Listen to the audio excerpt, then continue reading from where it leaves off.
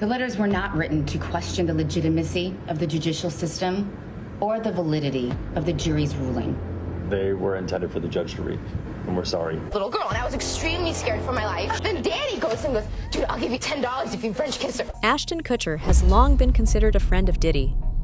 However, recently surfaced allegations are pulling back the curtain on how Diddy is apparently threatening him too. This is not okay. Everything's not okay. Many are claiming that Ashton may actually have been targeted by some sort of poison or biological attack by Diddy, quite similar to what Kim Porter allegedly went through. I mean, just listen to Ashton describe the illness himself. I woke up one day and was having vision issues, could hardly see, knocked out my hearing, which threw off my equilibrium, my balance, and I couldn't walk. There's a standard you become accustomed to in your life, like being able to see clearly, and then suddenly you can't see. Like you have this occlusion and you can't see. And then why are you not talking louder? Because I can't hear you. You want to reclaim the health that you once had. It has been speculated that this is happening because Ashton is one of Diddy's many ex-friends who could have snitched on Diddy after his properties were raided. Following the raids, Kutcher's previous shocking statements regarding Diddy's parties have also resurfaced. In 2019, the actor appeared on the YouTube series Hot Ones and declined to divulge specifics about the rapper's gatherings. Diddy party stories, they're our favorite genre of anecdote. If you really? have one, yeah. Wow. Okay, I've got a lot I can't tell. So, can't tell that one either. One moment. So it's not really a party story, but driver, and so then he went out and ran the New York Marathon. And Diddy already foresaw Ashton betraying him back in 2018. I gave Kutcher a call one day and said, "I heard that you're going to punk me, and I just don't think that's a good idea." Diddy told James Corden on The Late Late Show in 2018, "It certainly looks like this is going to end badly for Ashton." I think it was some version of, "If you do that, that will not end well for you, but I think we should work out a deal," Kutcher said. That would not have been the first time Kutcher would have worked out a deal. I mean, he and his wife Mila Kunis even recently had to apologize for defending another rapist, Danny Masterson. We are aware of the pain. Fierce backlash today for Ashton Kutcher and wife Mila Kunis as they apologize for the character letter calling That 70s Show star Danny Masterson an outstanding role model and exceptional older brother figure with a caring nature. A couple months ago, Danny's family reached out to us and they asked us to write character letters to represent the person that we knew for 25 years so that the judge could take that into full consideration relative to the sentencing. The letters were not written to question the legitimacy of the judicial system or the validity of the jury's ruling. They were intended for the judge to read, and we're sorry. One of the women Masterson was sentenced last week of known only as Jane Doe number 1, is slamming their apology. This video was incredibly insulting and hurtful. Chrissy Bixler, another Masterson accuser, blasted Kutcher. "In my opinion, you're just as sick as your mentor," referring to Masterson. But others today say they deserve some slack. Yeah, there's no way that they were denying what had happened to the victim. No. Now citizen sleuths looking for insight into Kutcher's relationship with Masterson have uncovered cringeworthy lost clips of the actor discussing a then 16-year-old actress, Hilary Duff, with whom he starred in the 2003 movie Cheaper by the Dozen. She's one of the girls that we're all waiting for to turn 18, along with the Olsen twins. There was also this cringeworthy interview about Kutcher's first kiss with a then underage Mila Kunis on That 70s Show. And I was a 14-year-old little girl, and I was extremely scared for my life. Then Danny goes and goes, dude, I'll give you $10 if you French kiss her. So Danny bets me like $20 that I wouldn't do it. And of course I'm like, yeah, sure, what's the deal? Now the loss of trust with Diddy is a problem for Ashton Kutcher because Diddy has a history of mistreating his friends. Just listen to this account by Gene Deal. What would make you sleep at night when it comes to Puffy? Like, what kind of justice do you want to see when it comes to Puffy? Well, man, what makes you think I don't sleep at night? What makes you think I give a F? Nah, bruh. Nah, I can't let you get off with that one, bruh. Check this out, man. And this for you, the YouTubers, and everybody out there. You understand? When Diddy always got paid on time. They didn't play with my money. You understand? The only thing that bothers me, and it's still gonna bother me to my death, is that one, I tried to save these kids' lives out, that kid life out there. Big told me his whole life story in that one day. Do you understand me? All his dreams, all his hopes. I don't know why this kid did this, but this kid told me his life story, bro. I tried to stop these people from going to the party. It was his decision. You understand? That cost that kid his life. Even when I tried to ride on the side of the f***ing truck, he gonna tell me, yo, Gene, if you don't get in this car, you ain't gonna never work again for Bad Boy. I should have said, F Bad Boy, and did what I knew to do. You understand? That kid lost his life. It wasn't my watch, but I was there. He had his own bodyguards, but I still was there. I knew something was gonna go down. I was willing to ride on the side of the damn car so I could save this kid's life. And then there was also Shine, someone Diddy used as a fall guy for himself in the 1999 club shooting. So after him and Diddy fell out, he started working with Jodeci Boy. I see. How you feel about the victim of the club shooting? I gotta ask you about this, man. How you feel about her coming out now saying that, you know, Diddy, he shot her and not Shine? How you feel about that? Well, the way I feel about that, the case is closed, bro. It can't be no double jeopardy. It can't be no retrial because they already had a trial and a man was convicted for her injuries. A man already did time for her injuries. You understand? If they would have to go back and see that if there was ballistic tests done on Jennifer Lopez, on Puffy, God bless the dead, on Wolf, did they do ballistic tests? And then see if they did ballistic tests and Puff had gunpowder on him, you understand? Why didn't the police go through with charging him? Why didn't the police charge him? So it makes sense now that Diddy has turned on Ashton Kutcher.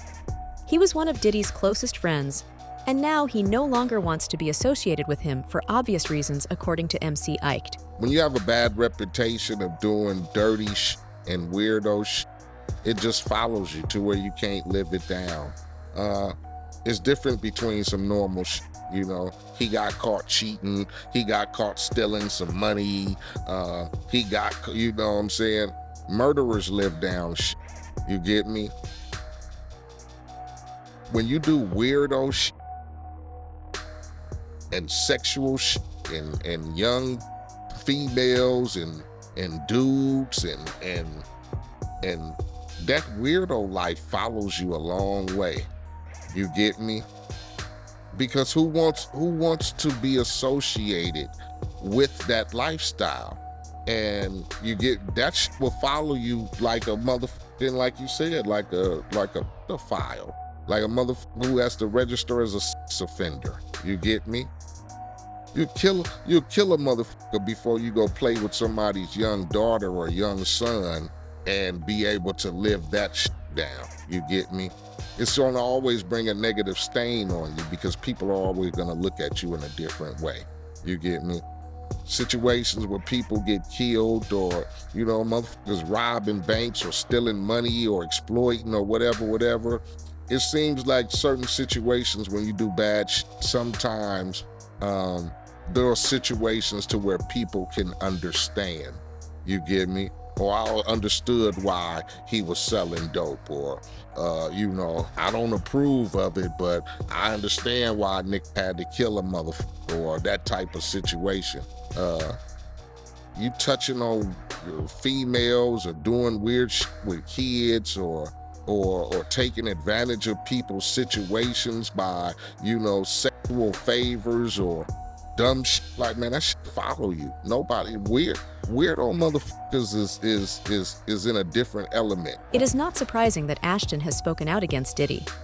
There have been many ex-employees and associates that have turned against him, one of them notably being Mark Curry, who has gone on record to talk about just what it means to deal with Diddy's evil side.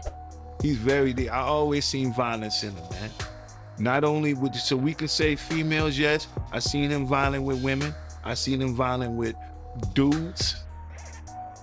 I seen him try to be violent with me. That didn't work. Mark also went on to explain why Diddy does the things he does. I just want to have total control over this individual. I want them I want them to know that I'm the one that's over them. I'm in control of their soul. I can make them. I can get them money. I can take them and show them around the world and still whoop their ass. That's crazy. That's insane. That's insanity, brother. Do you recall any situations where you seen Diddy get into it with a female? Now, let's say cases like, let's say a case where it might be a female that likes you. She naturally just like you, but he likes her, but she likes you. He's upset about that. He don't like that, the fact that she like you and don't like him, because he done worked hard to get the money, the jewelry, the cars, the house, the pool, the everything else that he think he needs in order to make himself feel like that person, that man. And then you don't have to have none of that, and this female still likes you even more than she likes him. He hates that. So that to me, I call that a man who has a problem with real men. That's crazy, man. So he'll feel a type of way of a female when one of his friends and not him. Yeah, you know, he got to be the one, the shiny suit. That's why he put on the shiny suit. It's only one shiny suit. Can't be two shiny suits in the video, man. It's only one shiny. It can't be two kings under one castle.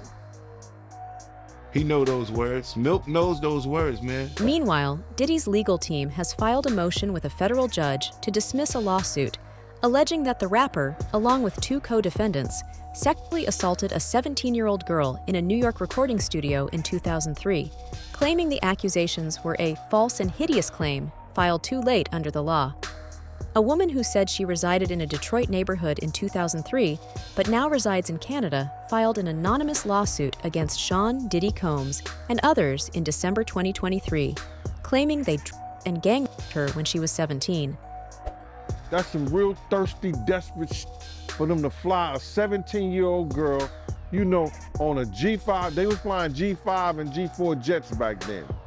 All the way to New York to gang in the studio. Man, I wish I could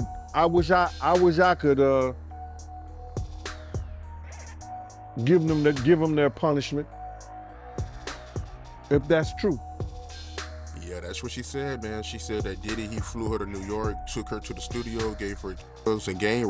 And there's pictures online too. So she was at his studio, Daddy house. So, I mean, she ain't lying about that. She was there, man.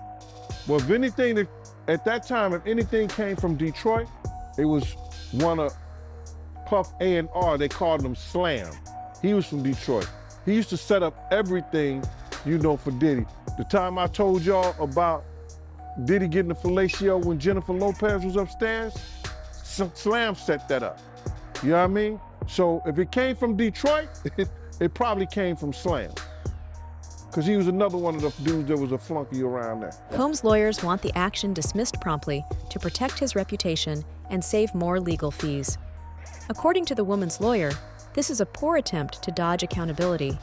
Several cases have been filed against Sean Combs alleging sexual assault, some of which date back many years. She claims that, you know, she hid out at a friend's house in Florida after, you know, Diddy put hands on her.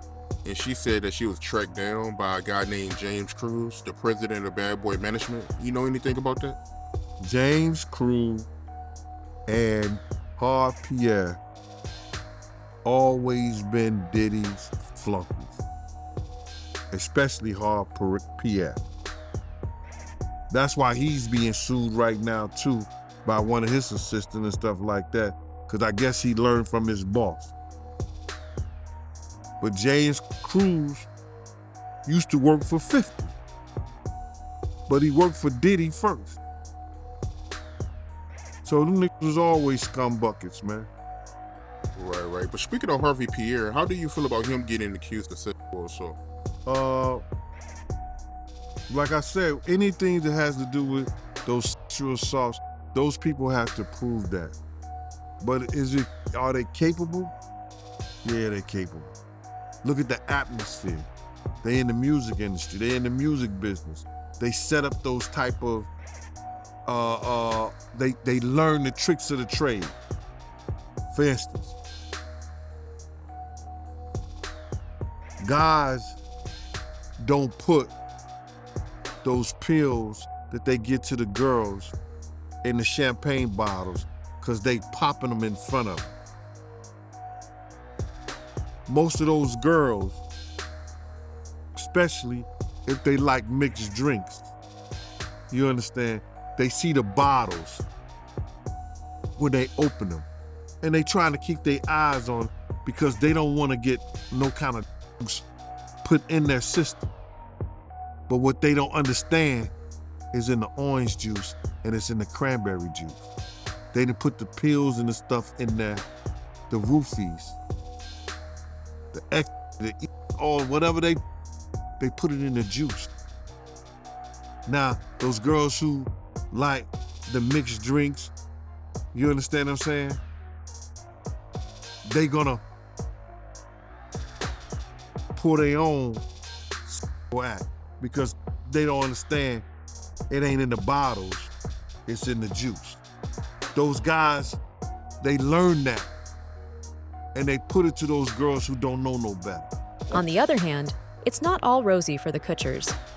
Mila and Ashton's recent retreat from the public eye has sparked curiosity about the state of their marriage. While details are scarce, relationship experts have chimed in with their perspectives, hinting at potential challenges ahead. Following controversies surrounding their support for former co-star Danny Masterson, both Coonies and Kutcher have maintained a low profile. Coonies recently made a rare solo appearance on the red carpet. Yet, despite their efforts to stay out of the spotlight, speculation about their relationship persists. That's all for the video, folks. Thanks for watching.